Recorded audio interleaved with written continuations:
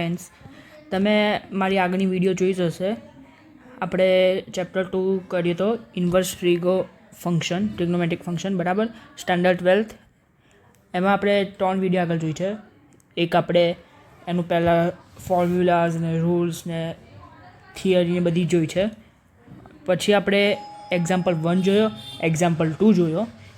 હવે આપણે એક્સરસાઇઝ 2.1નો પહેલો ક્વેશ્ચન જોઈશું. Sine inverse -1/2. તો સોલ્યુશનમાં શું છે? સાઇન ઇન્વર્સ -1/2 ને આપણે y માનવાનો, તો sine y is equals to -1/2. તો સાઇન 1/2 ક્યારે આવે? તો 0, π/6, π/4, π/3, π/2. હવે સાઇનમાં સાઇન થીટા 0, 1/2, 1/√2, √3/2, 1, બરાબર.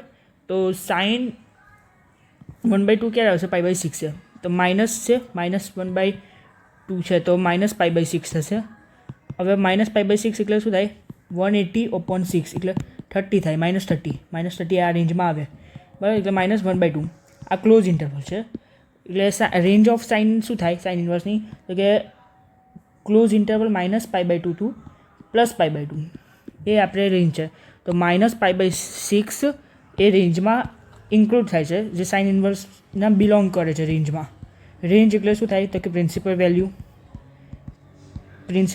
થાય. રેન્જ એટલે પ્રિન્સિપલ વેલ્યુ થાય. હવે આવી રીતના આપણે કરવાનું. અને પછી છેલ્લે છે ને આપણે આન્સરને બોક્સ આપી કાઢવાનું.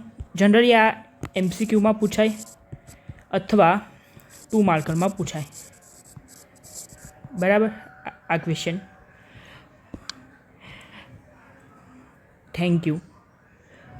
તમને મારી વિડીયો ગમી હોય તો લાઈક કરજો, સબસ્ક્રાઈબ કરજો અને તમારા ફ્રેન્ડ્સ જોડે શેર કરજો.